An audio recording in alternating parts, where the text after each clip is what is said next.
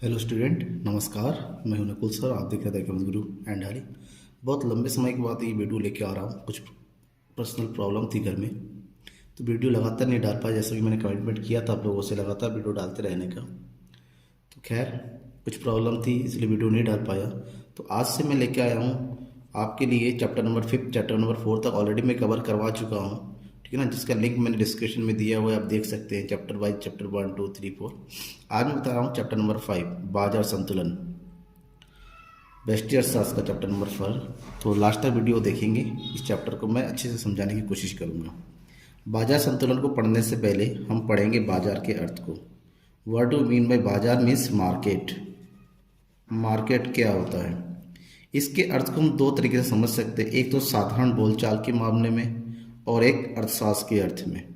सबसे पहले हम साधारण बोलचाल में अर्थशास्त्र बाजार को क्या कहते हैं, तो नॉर्मली हम कहते हैं बाजार एक स्थान है, मतलब बाजार एक जगह है जहाँ पर वस्तुओं का क्रेता विक्रय, जो विक्रेता होते हैं और क्रेता होते हैं, आपस में किसी भी वस्तु का क्रय विक्रय करते हैं। मतलब वो जगह जहाँ पर किसी सामान का क्या होता है, खरीदना बेचना होता है, उसे हम बाजार कहते हैं। लेकिन इकोनॉमिक्स जो है बाजार के अर्थ को इससे भी बड़ा बताता है, ब्रॉड बताता है। केवल इतना ही नहीं कहा कि बाजार जहाँ दुकानें लगी हैं दुकान ही बाजार है। अर्थशास्त्र में बाजार का मतलब इससे ही बड़ा होता है, वो सीमित शब्द नहीं है, बहुत ही वृहद शब्द है। इसका मतलब अर्थशास्त्र में बाजार को हम क्यों क्या समझ सकते हैं। अर्थशास्त्र में बाजार को एक स्थान ना देके एक क्षेत्र कहा गया है। वो भी एक ऐसा क्षेत्र, खाली क्षेत्र नहीं, एक ऐसा क्षेत्र जहाँ पर किसी भी वस्तु के क्रेता और विक्रेता परस्पर संपर्क में आकर किसी वस्तु का क्रय विक्रय करते हैं, उसे हम बाजार कहते हैं। अब अपन समझना है, सबसे पहले ये बात तो है क्षेत्र क्या होता है, परस्पर संपर्क में आना क्या होता है। परस्पर पे संपर्क में आने का मतलब ये नहीं होता कि आमने सामने खड़े होके एक जगह बैठ कर है। ये परस्पर संपर्क मतलब ये ईमेल के द्वारा, फ़ोन के द्वारा, पत्र के द्वारा, ये किसी और के द्वारा किसी भी तरीके से एक दूसरे से संपर्क में आते हैं और सामान का क्रय विक्रय करते हैं। एक निश्चित मूल्य अदा किया जाता है इस क्षेत्र को। और ये क्षेत्र कई प्रकार का हो सकता है एक स्थान हो सकता है एक राज्य हो सकता है दूसरा राज्य, किसी भी तरीके से हो, जिसमें बाजार में विभिन्न माध्यमों का प्रयोग किया जाता है, चाहे वो टेलीफोन हो, इंटरनेट हो, ईमेल हो, ई मार्केट हो आदि। आज हम घर पे बैठे कुछ सामान खरीद रहे हैं, फ्लिपकार्ट है, अमेजन है, ठीक है ना, मिंत्रा है, जोमेटो है, घर बैठे ऑर्डर करते हैं, सामान हमारे घर में पहुंचता है, तो हम सामान खरीदते हैं। तो सामान खरीद रहे हैं किससे, जो बेच रहा है उससे। तो हम और आपस में मिले तो नहीं है, लेकिन एक माध्यम का प्रयोग करके सामान को खरीद रहे हैं। वास्तव में यही बाजार, जिसको हम ई बाजार कहते हैं, ई मार्केट कहते हैं, आज की डेट में बहुत ज़्यादा चलन है। तो यहाँ पर खरीदना बेचना भी हुआ, इनकम भी हुआ, सामान मिला, सब कुछ हुआ। तो ऐसे क्षेत्र को हम क्या कहते हैं, इकोनॉमिक्स की लैंग्वेज में मार्केट कहते हैं। बाजार की कुछ प्रमुख विशेषताएं हैं, उन विशेषताओं को समझ लेते हैं। बाजार की प्रमुख विशेषताओं में 5 विशेषता आपको बता रहा हूँ जो सबसे बड़ी है। सबसे पहले, बाजार में एक निश्चित वस्तु का एक निश्चित मूल्य होता है। बाजार चाहे कुछ भी हो, वस्तु अगर है तो वस्तु का एक निश्चित मूल्य होगा, जिस मूल्य पर वस्तु का क्रय विक्रय होना है। बाजार एक ऐसा स्थान होता है जहां पर विक्रेताओं और क्रेताओं के बीच में स्वतंत्र प्रतियोगिताएं चलती रहती हैं। बाजार एक स्थान ना हो कि वास्तव में बाजार एक क्षेत्र है, जहां जहां उपभोक्ता है, जहां जहां विक्रेता है, वो सब बाजार के अंतर्गत आता है, क्रय विक्रय होता है। बाजार में वस्तुओं का क्रय विक्रय होना जरूरी है। बाजार घूमने फिरने की जगह नहीं होता, क्रय विक्रय की करने की जगह है।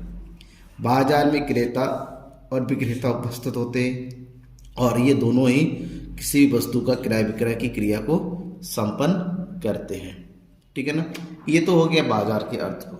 अब बाजार के प्रकार को समझते हैं। वास्तव में बाजार के प्रकार को अगर समझे तो बाजार के प्रकार कई प्रकार से, कई अर्थों में, कई आधारों पर जो है बांटा गया है। जिसमें सबसे पहला आधार है क्षेत्र के आधार पर। क्षेत्र के आधार पर जो बाजार है वो 4 प्रकार में बांटा गया है। स्थानीय बाजार, जिसको कहते हैं हम लोकल मार्केट, क्षेत्रीय बाजार, राष्ट्रीय बाजार, अंतर्राष्ट्रीय बाजार। स्थानीय बाजार नहीं कि लोकल मार्केट क्या है, हमारे क्षेत्र में, हमारे इस एक छोटे से एरिया में जो है जो मार्केट लगता है, गांव में जो लग गया, जो दुकानें लग गई, इस हम स्थानीय बाजार कहते हैं। क्षेत्रीय बाजार एक विशिष्ट स्थान का, जैसे पूरे एक एरिया में, जैसे आप अगर उधम सिंह नगर रहते हैं तो रुद्रपुर एरिया में मार्केट लगा, उस एरिया में जो भी सामान अवेलेबल होता है उसको हम क्षेत्रीय बाजार कहते हैं। राष्ट्रीय स्तर पर पूरे देश के स्तर पर जो मार्केट लगा हुआ होता है उसे हम राष्ट्रीय बाजार कहते हैं। और एक जगह से, एक राज्य का, एक देश का दूसरे देश का जो व्यापार होता है उसे हम अंतर्राष्ट्रीय व्यापार कहते हैं। एक राज्य का दूसरे राज्य में जो व्यापार होता है राष्ट्रीय बाजार कहते हैं। राज्य के अंदर जो एक जिले का दूसरे जिले के साथ व्यापार होता है और इन लोकल एरिया में जो होता है उसे स्थानीय बाजार कहते हैं। ये तो हो गया क्षेत्र के आधार पर। नेक्स्ट जो कैटेगरी है, समय के आधार पर, समय यानी कि टाइम के अकॉर्डिंग। समय के आधार पर जो बाजार को बांटा गया है वो भी 4 प्रकार से: दैनिक बाजार, अल्पकालीन बाजार, दीर्घकालीन बाजार और अति दीर्घकालीन बाजार। दैनिक बाजार एक ऐसा बाजार जहाँ पर डेली टू डेली क्रय विक्रय होता है, जो आपके लोकल में सबसे ज़्यादा बाजार में। अल्पकालीन बाजार जो दैनिक ना हो के थोड़े से 2 या 3 दिन के अंदर अंदर जो बाजार लगती रहती हैं उसे अल्पकालीन बाजार कहते हैं। इससे भी लॉन्ग टाइम जो बाजार होता है, थोड़ा लंबे समय के दीर्घकालीन जो सामान दीर्घकाल में अवेलेबल हो पाता है उसे दीर्घकालीन। और एक ऐसा बाजार जो बहुत लंबे समय के लिए, बेसिकली बहुत लग्जरियस आइटम के लिए, महंगे आइटम के लिए दीर्घकालीन बाजार लगता है, जो बहुत लंबे समय में क्रय विक्रय हो पाता है। जैसे डायमंड का मार्केट होता है, ठीक है ना, बड़े बड़े जो है जेट्स, जहाज़ों वगैरह का जो सामान क्रय विक्रय होता है, इस प्रकार के बाजार को हम अति दीर्घकालीन बाजार की कैटेगरी में रखते हैं। नेक्स्ट जो कैटेगरी है जिसमें बाजार को बांटा गया वो है विक्रय के आधार पर। किस प्रकार से बेचते हैं, बेचने के आधार पर। मिश्रित बाजार ऐसा बाजार जहां पर सभी प्रकार की वस्तुओं को मिक्स करके बेचा जाता है, सब कुछ अवेलेबल होता है, ठीक है ना, सब कुछ एक ही जगह अवेलेबल होता है। कपड़े भी अवेलेबल है, जूते भी अवेलेबल है, बर्तन अवेलेबल, खाने पीने का सामान अवेलेबल है, इसको मिश्रित बाजार कहते हैं। विशिष्ट बाजार किसी एक विशिष्ट सामान का, जहाँ पर केवल एक ही प्रकार के सामान को क्रय विक्रय किया जाता है, एक ही तरीके के सामान का क्रय विक्रय होता है, उसे हम विशिष्ट बाजार की श्रेणी में रखते हैं। निरीक्षण बाजार, निरीक्षण बाजार एक ऐसा बाजार है जहाँ पर चीज़ों को देखकर, ठीक है ना, देखकर खरीदा जाता है। सामान रखा हुआ होता है, वास्तव में सामान नहीं, वो केवल देख के ही रखा जाता है। दोनों लगभग सेम है। द नेक्स्ट बाजार है नमूने द्वारा बिक्री बाजार। नमूने मतलब यहाँ पर आप सैंपल को देखिए, सैंपल पसंद आ जाए, रेट तय कीजिए, रेट पसंद आ जाए, सामान का ऑर्डर दे दिए, सामान आपको मिल जाएगा। नमूने द्वारा बिक्री होता है कि सैंपल के आधार पर सामान का क्रय विक्रय होता है। नेक्स्ट ट्रेडमार्क के अकॉर्डिंग। ट्रेडमार्क यानी कि ब्रांड, कंपनी के ब्रांड के अकॉर्डिंग जो सामान को बेचा जाता है। सबकी अलग अलग दुकान होती है ने, जैसे आपकी नोकिया की शॉप अलग हो गई, सैमसंग की शॉप अलग हो गई, वीवो की शॉप अलग हो गई, ठीक है ना, एडिडास की शॉप अलग है, पीटर एडिशन की शॉप अलग है। यहाँ पर जब ब्रांडेड ट्रेडमार्क के अकॉर्डिंग बाजार बदल जाता है, दुकानें बदल जाती हैं, उसे हम विक्रय के आधार पर की कैटेगरी में रखते हैं। नेक्स्ट कैटेगरी है वैधानिकता आधार पर, यानी कि सरकारी लीगलिटी के अकॉर्डिंग, गवर्नमेंट लीगलिटी के अकॉर्डिंग। अधिकृत बाजार एक ऐसा बाजार जो गवर्नमेंट से पूर्णतः मान्यता प्राप्त होती है, रजिस्टर्ड होती है, गवर्नमेंट से पूरी तरीके से वैलिड होती है, उसे अधिकृत बाजार कहते हैं। काला बाजार एक ऐसा बाजार जो चीज़ों को छुपाकर चोरी चकारी करके भेजा जाता है, जिसमें गवर्नमेंट का लीगल जो है एक्सेप्टेंस नहीं होती, अथॉरिटी नहीं होती है, उसे काला बाजार कहते हैं। जिसका स्मगलिंग करना, चोरी करना, ठीक है ना, बिना टैक्स पे करके सामान को क्रय विक्रय करना, उसको काला बाजार की कैटेगरी में आते हैं। और एक तो खुला बाजार, ओपन मार्केट। ओपन मार्केट मतलब होता है एक ऐसा बाजार जहां पर जो चाहे सामान बेच सकता है, जो चाहे सामान खरीद सकता है, यहाँ पर गवर्नमेंट का किसी प्रकार का रोल नहीं होता है, खुला बाजार कहते हैं। और सबसे इम्पोर्टेंट जो एग्ज़ाम में सबसे ज़्यादा पूछा जाता है बाजार के प्रकार, वो है प्रतियोगिता के आधार पर। इसको समझ लेना आपके लिए बहुत ज़्यादा ज़रूरी है। प्रतियोगिता के आधार पर जो है बाजार कितने प्रकार की होती हैं। वैसे तो आपको बढ़ाया गया है 3 प्रकार का बाजार, यहाँ पर एक ज़्यादा मैं बता रहा हूँ, अल्पाधिकार बाजार। पूर्ण प्रतियोगिता बाजार, जिसके बारे में आपने इससे पहले वाले चैप्टर में पढ़ा है, चैप्टर नंबर 4 में। एकाधिकार बाजार, एकाधिकारी प्रतियोगिता बाजार और अल्पाधिकार बाजार। सबको मैं थोड़ा थोड़ा बताऊंगा। पूर्ण प्रतियोगिता बाजार क्या होता है? एक ऐसा बाजार होता है जिस बाजार में क्रेता और विक्रेताओं की कोई कमी नहीं होती है, यानी कि इनकी संख्या बहुत अधिक होती है। एक ही वस्तु का एक ही कीमत पर क्रय विक्रय किया जाता है। ऐसे में वस्तु के बारे में, वस्तु की कीमत के बारे में क्रेता को भी विक्रेता को भी पूर्ण रूप से ज्ञान होता है और वस्तु की कीमत का निर्धारण बाजार करता है। ना ही क्रेता कर पाता है ना विक्रेता। इन दोनों के होने से बाजार की कीमत पर कोई फर्क नहीं पड़ता है, क्योंकि कीमत का निर्धारण बाजार करता है। एक और मैं आपको बता दूं कि पूर्ण प्रतियोगिता बाजार वास्तव में एक अवास्तविक बाजार है, ये काल्पनिक होता है, यहाँ पर कहीं है ही नहीं। नेक्स्ट बाजार है एकाधिकार बाजार। एकाधिकार नाम से पता चल गया आपको, एकाधिकार नेक्स्ट चैप्टर में आएगा, इसके बाद वाले चैप्टर में आप एकाधिकार, एकाधिकारी, अल्पाधिकार सबके बारे में डिटेल से पढ़ेंगे। थोड़ा सा मैं बता दूं, एकाधिकार, एक का अधिकार, एक ऐसा बाजार जहां पर किसी भी वस्तु का केवल एक ही विक्रेता, एक ही उत्पादक होता है, एकाधिकारी बाजार कहते हैं। पूरे बाजार में एक ही विक्रेता होता है, कीमत का निर्धारण, कीमत की पूर्ति सब यही अपने कंट्रोल में रखता है। एकाधिकारी प्रतियोगिता बाजार, एक ऐसा बाजार जहां पर प्रतियोगिता भी होती है और एकाधिकारी भी।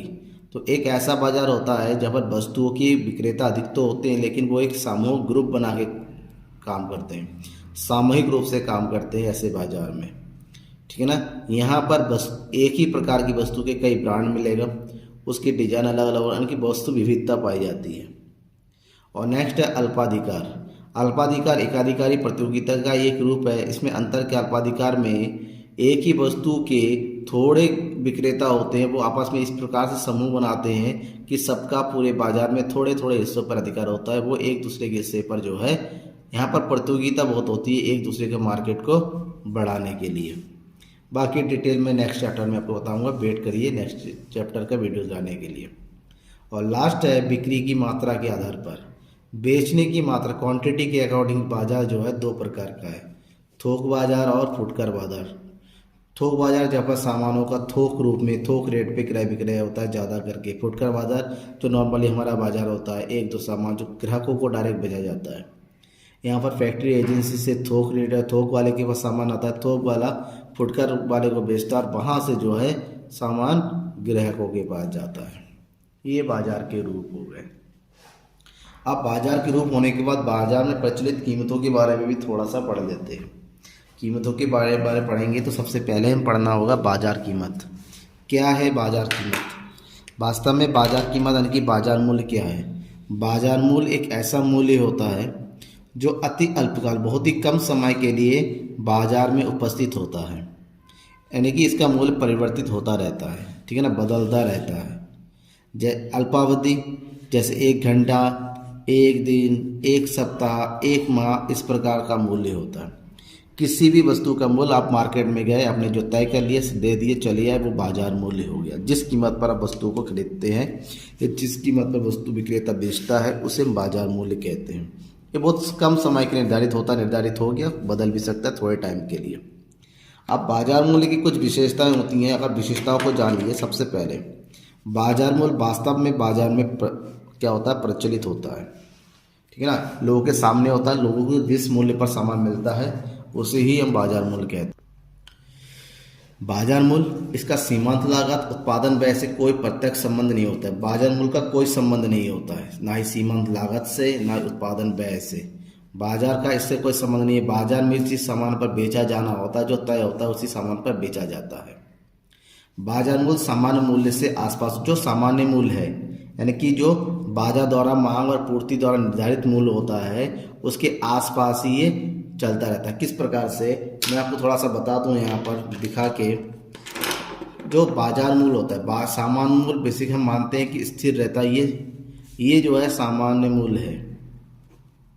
और जो बाजार मूल्य होता है वो सामान्य मूल्य के इर्द गिर्द होने का मतलब होता है इस प्रकार से, थोड़ा सा ऊपर नीचे जाएगा, ये बहुत ज़्यादा ऊपर नहीं, बहुत ज़्यादा नीचे, ऐसे ही राउंड शेप में चलता रहता है बाजार मूल्य, ठीक है ना।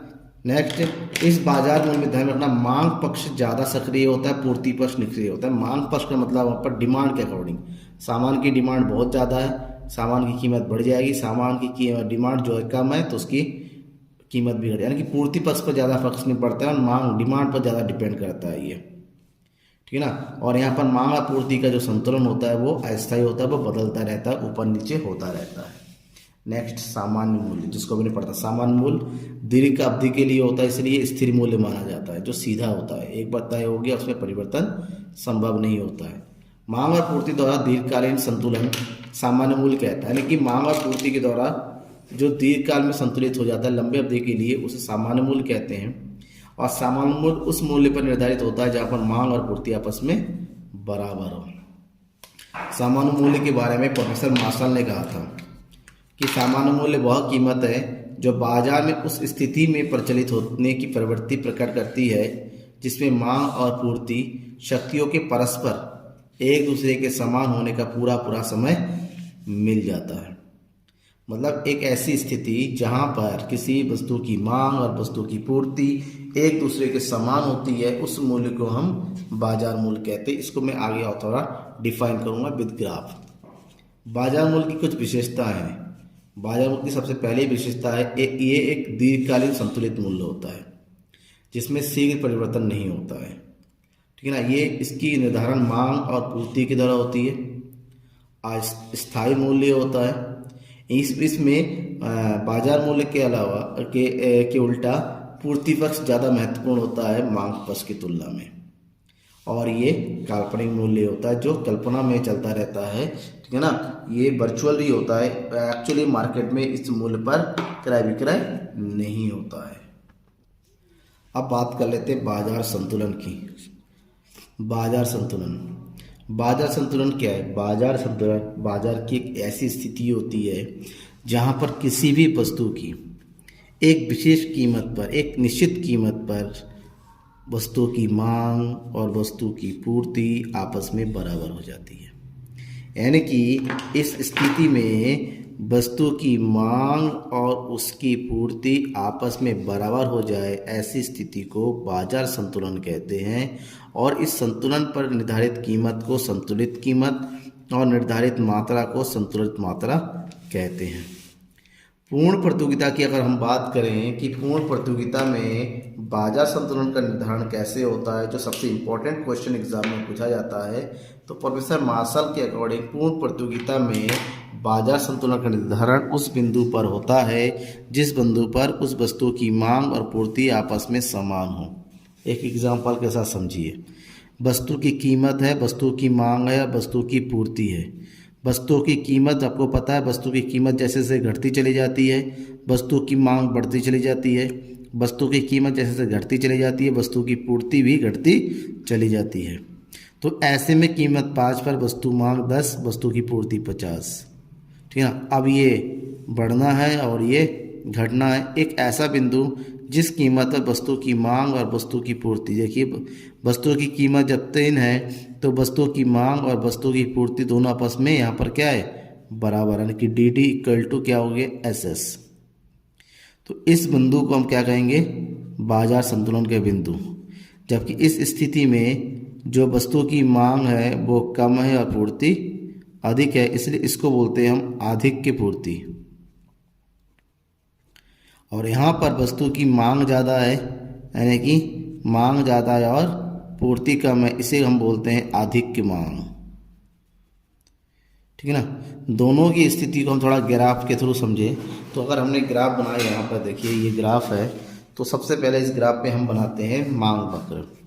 वस्तु की कीमत जब 5 है तो वस्तु की मांग 10 मात्रा, यहाँ पर ये वाला पॉइंट। फिर है 4 पे 20, 3 पे 30, 2 पे 40 और 1 पर 50, ठीक है ना। हमने क्या कर दिया? पॉइंट का बस मिला दिया, सीधी रेखा बन के तैयार। ये हो गया हमारा डी टी। अब उसी पर हम बनाएंगे एस, यानी कि पूर्ति वक्र। वस्तु की कीमत है 5 तो पूर्ति भी कितना है? 50 यहाँ पर, ठीक है। 4 पे 40, 30 पे 30, 20 पर 2 पर 20 और 10 पर 1। ये वाला पॉइंट हम मिला देते हैं। ये जो बना है हमारा पूर्ति वक्र, जिस बिंदु पर आपस मिले इसको बोलते हैं संतुलन बिंदु, यानी कि ई। कीमत है और उसकी मांग की मात्रा, ये हो गया क्यों और ये हो गया आपका पे, ठीक है ना। ये हो गया आपका संतुलन बिंदु, ये हो गया संतुलन कीमत और ये होगी संतुलन मात्रा। और इसी पूरी स्थिति को बोलेंगे हम क्या? बाजार संतुलन। इसके ऊपर अगर वस्तु की कीमत होती है, ठीक है ना, यहाँ पर ये जो स्थिति है यहाँ पर पूर्ति ज़्यादा है, ठीक है ना। ये ये जो स्थिति आपकी बनेगी इसको बोलते हैं आधिक्य पूर्ति। आधिक्य पूर्ति इसको बोलते हैं हम, नीचे वाली स्थिति को बोलते हैं आधिक्य मांग। ठीक है ना। पूर्ण प्रतियोगिता में बाजार संतुलन की मान्यता है। बाजार संतुलन पूर्ण प्रतियोगिता में कब जो है स्थापित हो सकती है? सबसे पहले वस्तु की कीमत और पूर्ति में हमेशा धनात्मक संबंध होता है, यानी कि कीमत के बढ़ने के साथ साथ पूर्ति में वृद्धि होती है। ऐसे में पूर्ति पक्ष आपने अभी देखा, जो पूर्ति पक्ष बनाया वो बाएं से दाएं ऊपर की ओर चढ़ता हुआ। कीमत और मांग में ऋणात्मक संबंध उल्टा संबंध होता है, इसलिए मांग वक्र बाएं से दाएं नीचे की ओर गिरता हुआ होता है, इस तरीके से। ठीक है ना। और पूर्ण प्रतियोगिता में सरकार का कोई हस्तक्षेप नहीं होता है, संपूर्ण क्रिया बाजार के द्वारा संचालित होती है। बाजार ने जो कीमत तय की है उसी को सबको मानना पड़ता है। अब बात करते हैं क्या संतुलन कीमत एक बार जो संतुलित हो जाती है, परिवर्तन संभव नहीं होता है, परिवर्तन हो सकता है, उसके कुछ कारक होते हैं। बाजार संतुलन में परिवर्तन, और बाजार संतुलन में परिवर्तन 3 कारकों से होता है। मांग में परिवर्तन, पूर्ति में परिवर्तन, मांग और पूर्ति दोनों में परिवर्तन। एक एक करके देखते हैं। सबसे पहले मांग में परिवर्तन। मांग में परिवर्तन की 2 स्थितियां हैं। सबसे पहले मांग में वृद्धि होना, और दूसरी स्थिति है मांग में कमी होना। समझिए इसको विद एग्जाम्पल। मानते हैं कि ये हमारा संतुलन स्थिति का ग्राफ है। ठीक है ना।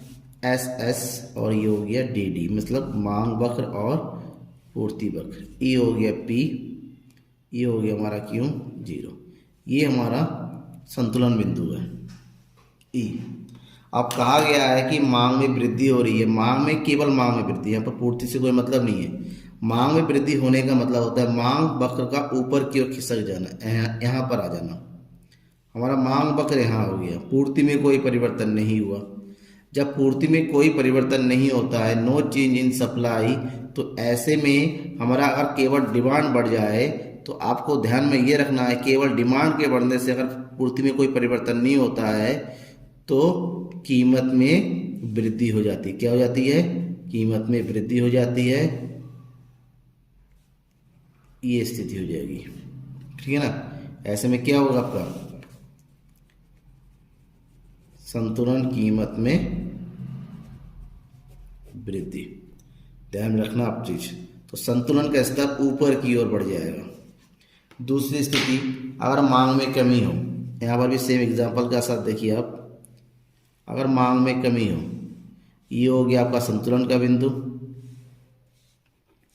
पी क्यू, ये हो गया मांग वक्र, और ये हो गया आपका संतुलन बिंदु। अगर केवल पूर्ति में कमी हो तो पूर्ति वक्र कहाँ आ जाएगा? नीचे की ओर, यहाँ पर D1 नीचे की ओर। ये कहाँ है? मांग में कमी होना। ऐसे में आपका न्यू जो ग्राफ बनेगा यहाँ पर। ठीक है ना। ये हो गया P1 डाउन, और आपकी मात्रा भी क्या हो जाएगी? कम हो जाएगी। ठीक है ना। Q1, this is E1। ऐसी स्थिति में संतुलन कीमत क्या हो जाएगी? घट जाएगी। आपको ये ध्यान में रखना है।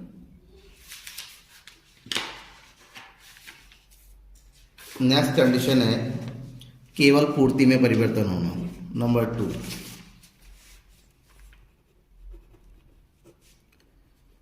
पूर्ति में परिवर्तन। पूर्ति में परिवर्तन की दो स्थिति है, पूर्ति में वृद्धि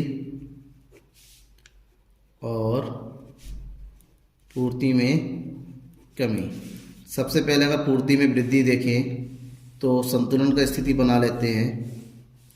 ये संतुलन स्थिति है जहाँ पर किसी वस्तु की मांग और उसकी पूर्ति दोनों बराबर है। ये संतुलन कीमत है और ये संतुलन मात्रा है। अब स्थिति में कहा अगर पूर्ति में वृद्धि हो जाए, पूर्ति में वृद्धि होने का मतलब होता है जो ये एसएस वक्र है, ये जो है आगे की ओर आ जाना है, ठीक है ना, सप्लाई का बढ़ जाना यहाँ पर।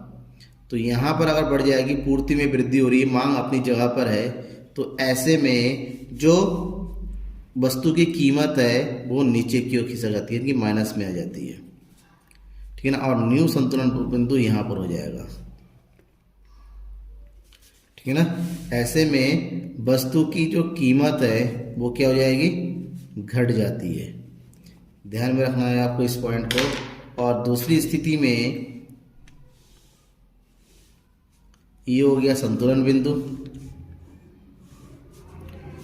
जहाँ पूर्ति वक्र, और ये हो गया मांग वक्र, संतुलन की स्थिति और संतुलन कीमत और संतुलन मांग की मात्रा, ठीक है ना।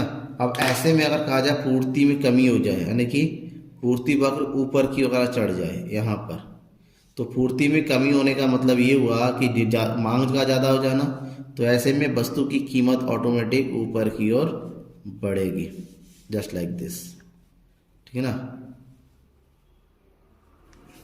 तो ऐसे में वस्तु की कीमत क्या होगी, बढ़ती है। ये दोनों स्थितियां हैं प्रमुख। अब नेक्स्ट जो हम पढ़ते हैं तीसरा पॉइंट, जहां पर मांग और पूर्ति दोनों में परिवर्तन की स्थिति और हो।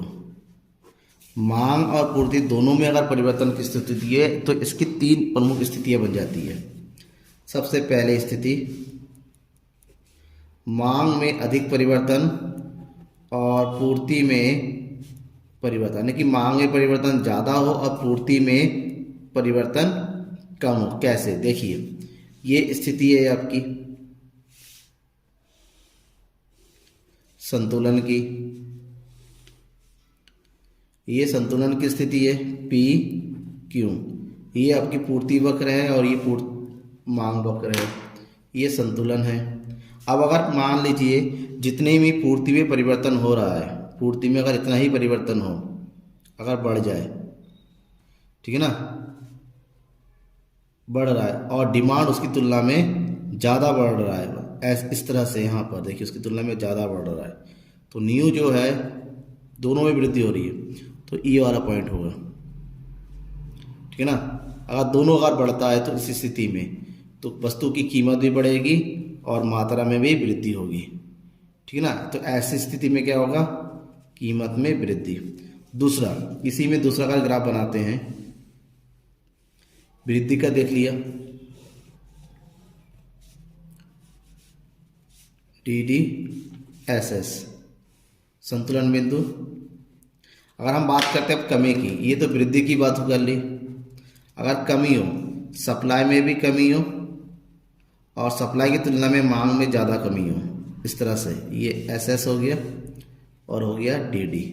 अब इसमें जो कमी हो रही है उसकी तुलना में मांग में जो कमी है वो ज़्यादा, ऐसे में जो देखिए जो नया संतुलन बिंदु कौन सा बन रहा है, ये वाला नीचे की ओर, ठीक है ना। तो ऐसे में आपका ये भी आगे की ओर, यानी कि यहाँ पर जो है कीमत में क्या हो जाएगी, कमी हो जाएगी। नेक्स्ट पॉइंट, मांग की तुलना में पूर्ति में अधिक परिवर्तन। मांग में जो परिवर्तन होगा उसकी तुलना में अगर पूर्ति में ज़्यादा परिवर्तन होगा, ठीक है ना। तो देखिए सबसे पहला ग्राफ अगर हम यहाँ पर देखेंगे,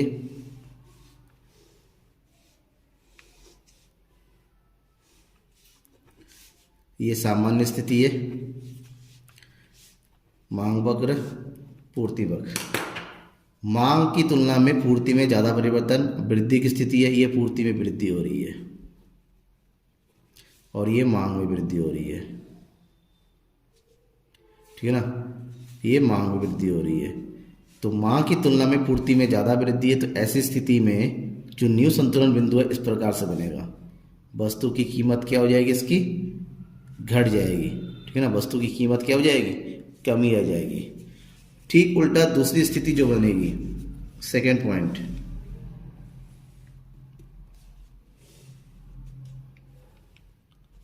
दूसरी स्थिति ये है आपकी संतुलन की स्थिति, मांग वक्र, और ये हो गया पूर्ति वक्र पी क्यू। अगर आप मैं कहूँ कि पूर्ति में कमी हो रही है जितनी ज़्यादा, उसके तुलना में मांग में जो कमी है वो क्या है, कम है। तो ये पहला पॉइंट था और ये हो गया दूसरा पॉइंट। यहाँ पर वस्तु की कीमत क्या हो जाएगी, बढ़ जाएगी, ठीक है ना, मात्रा घट जाएगी और वस्तु की कीमत में क्या हो जाएगी, वृद्धि हो जाएगी। ये दोनों की स्थितियां हैं। अब जो तीसरी स्थिति है वो कौन सी है, तीसरी स्थिति है कि मांग और पूर्ति में समान परिवर्तन, यानी कि दोनों ही आपस में क्या हो जाए, बराबर बराबर परिवर्तित हो, चाहे कम हो चाहे ज़्यादा हो। सबसे पहले हम देखते हैं वृद्धि वाला। सामान्य स्थिति, दोनों की स्थिति सामान्य स्थिति बना के छोड़ते हैं पहले, ठीक है। क्यों, पी मांग वक्र, पूर्ति वक्र, पी क्यों पूर्ति वक्र, और ये हो गया मांग वक्र। सामान्य स्थिति, दोनों में समान परिवर्तन की बात करें। सबसे पहले वृद्धि, पूर्ति में जितनी वृद्धि हो उतनी ही वृद्धि जो है किसमें हो, मांग में, लाइक दिस। तो ऐसे में वस्तु की कीमत जितनी पहले थी उतनी ही रहती है, मात्रा में वृद्धि हो जाती है, केवल इसी में परिवर्तन होता है। यानी कि यहाँ पर कीमत में कोई परिवर्तन नहीं, कीमत में कोई परिवर्तन नहीं होती, ठीक है ना। ये हो गया संतुलन बिंदु अपनी जगह पर से थोड़ा आगे कीमत में परिवर्तन। उसी प्रकार से वस्तु की डिमांड में जितनी कमी होती है उतनी ही कमी अगर वस्तु की पूर्ति में भी होती है, तो यहाँ पर भी वस्तु की कीमत में कोई परिवर्तन नहीं होता है, क्योंकि संतुलन बिंदु बदल जाता है ये, और वस्तु की मात्रा में क्या हो जाती है, कमी हो जाती है। यहाँ पर भी कीमत में कोई परिवर्तन नहीं होती है। यह है वस्तु की कीमत में बाजार संतुलन के परिवर्तन की विभिन्न दशाएं। Thank you.